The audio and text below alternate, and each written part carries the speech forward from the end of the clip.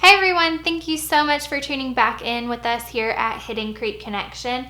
This week we are going to be talking about tipping. So tipping is always one of those tricky subjects because how do you know which vendors you should be tipping and how much to tip? So stay tuned and I will help you figure that out.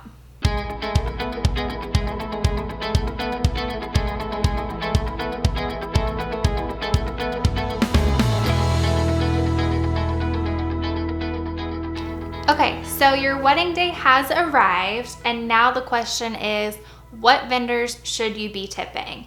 So I am going to help you figure that out. I have a whole list here that I'll go through with you about what is appropriate to tip and who to tip to.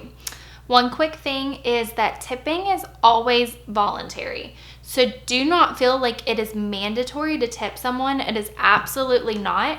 And if you're not pleased with the service that you got, don't tip them. You have every right not to tip these people. You've already paid your bill to them. Tipping is for people who have gone above and beyond what you expected and who have gone above and beyond their contract. If they did the bare minimum, don't worry about tipping. If they went above and beyond and made you so happy, then yeah, give them a little something extra to say, hey, thank you, I appreciate all of your extra effort. That is where tipping comes in. So, typically, the rule of thumb is going to be that you will give envelopes with cash to your coordinator. Those envelopes, you are going to go ahead and pre-mark like photographer, DJ, who you want these envelopes to go to. You're going to put the money in it and you're going to seal it. So your coordinator doesn't know how much you're tipping these people. You've already put it in, you've marked it, you've sealed it. You're just giving them to her because you are going to be so busy during your wedding that you will forget all about handing these envelopes out to people. So give them to the coordinator as soon as you see her, and then at the end of the night, she can distribute them to people. Now, you might be thinking, well, what if I want to wait till the end of the night to see how they do? Then that's totally fine as well. You can go ahead and have money in envelopes given to your coordinator, but tell the coordinator, say, hey, check in with me before you distribute the envelopes in case I want to change anything. That's always another way to do it as well. So, which vendors to tip? Your wedding venue, you do not have to tip these people unless they are providing the staff. If you have a venue person on site who is just there for the venue that day, not necessary to tip that person. If the venue is providing staff who's actually working the event, then yes, you're gonna need to tip those people. So another big one people ask me about is catering. Do y'all need to tip your caterers and how much? Yes, you absolutely need to tip catering. Catering is just like when you go to a restaurant and you eat there. Even if you have bad service, you're still gonna have to tip something at the restaurant because that is how the people are making their money. It's the same way with catering. Those servers are depending a lot on your tips. So make sure with catering that you're reading your contract because sometimes they will go ahead and charge you a service fee, and that is the tip for the clients. However, ask if the service fee is the tip or not because some restaurants and some caterers have to charge that, but it doesn't actually go to the service staff. So read your contract carefully and then determine have they already accounted for tipping or not. If they have not, then you're gonna wanna tip 20% of the food bill. So when you get your breakdown of your contract from them, look at this is how much the food was, this is how much busing was, this is how much the drinks were, blah, blah, blah. Tip 20% of just the food line, not the whole bill, just the food.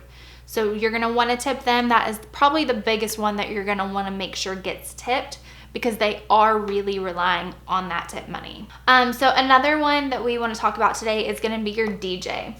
So DJs are not always expecting a tip.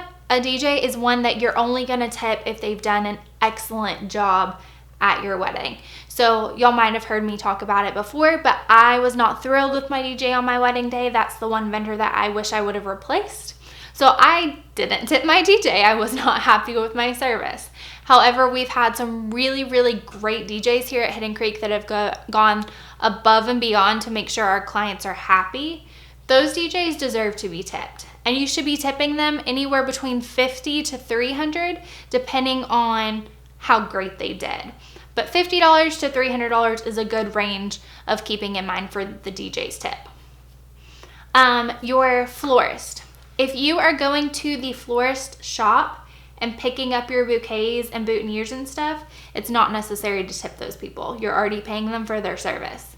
However, if they're bringing deliveries to the venue, then you're going to want to tip the delivery person about $20, as well as anyone who's staying with the florist to help set everything up. You're going to want to tip them about $20 a piece for delivery and installation. However, if they're just dropping off and leaving, just tip the delivery person about $20. Makeup and hair artist. That is a huge one. So when y'all go to the salon and you get your hair colored and cut and treated and all that, you always tip your hairstylist. So why would you not tip them on the wedding day? It's the exact same thing. The person who does your hair and makeup, tip at least 20%, just like you would in the salon. Also, cash tips are always appreciated over credit card or checks. Cash is just a lot easier for people to deal with. Your cake. Again, for your cake, not necessary to tip, but if you want to tip the delivery driver of the cake $20 for delivering and setup, then $20 is very appropriate for that. So let's talk about your officiant. If this person is a close personal friend, then you do not have to tip that person. They're doing it because they love you and y'all have a relationship. If this is a person that you have hired to perform the service, then you do need to tip that person. $50 is usually appropriate. Also, think about your bartenders. So just like whenever you go to a bar or a restaurant, you always tip the bar staff. Make sure that you are tipping 20% of the total bar bill because those people are working really hard to keep your guest happy and refreshed the whole night long. We're nearing the end here, but photographers and videographers. So those people, it's really, really tricky with that one because it's anywhere from $50 a shooter to $200 a shooter. It's really going to depend on how you felt they did. Also, if they did like your bridal photos, engagement photos, anything like that, then you should tip a little bit more. If they've been in extreme heat or extreme cold, if you put them through any kind of extra things, then you should tip them extra to accommodate for that. If they didn't do the whole event and they were just there for a couple hours, then tipping's not necessary. But if they have really endured a long night, then you want to be appreciative and make sure to tip them well. The last person I want to talk to you about is going to be your coordinator. So this person has been the one to kind of put on the whole show for you, and they've probably handled a lot of things that you didn't know went wrong that did go wrong. Let me tell you, on your wedding day, you might think, oh, nothing went wrong, everything was perfect. The reason you think that is because behind the scenes, no one let you know that stuff was wrong. They handled it and they fixed it without making you upset or worried. So your wedding planner is the one person I personally think deserves the best tip. Anywhere between $100 and $300 is appropriate. I also think that you should get this person a personalized gift or a note. Just really thanking them for everything that they did to help make the wedding day happen, because they were also the person that worked closest with you. Now, what happens if you didn't take into account all these tipping in your wedding budget and you're like, oh my gosh, I don't have any money left to tip these people. What do I do?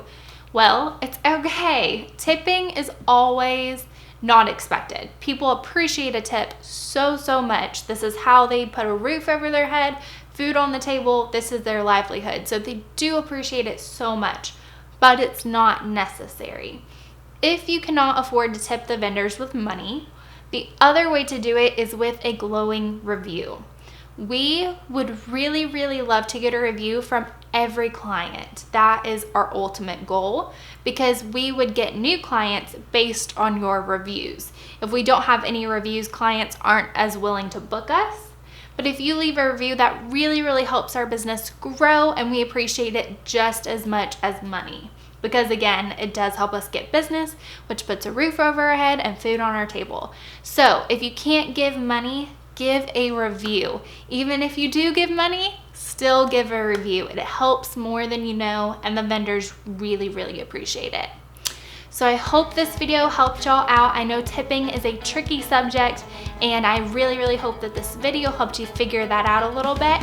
If you have any questions, be sure to email me, and you can always check out our website at hiddencreekevents.com. Be sure to subscribe and click the link below to give this video a thumbs up. Thank you so much for watching.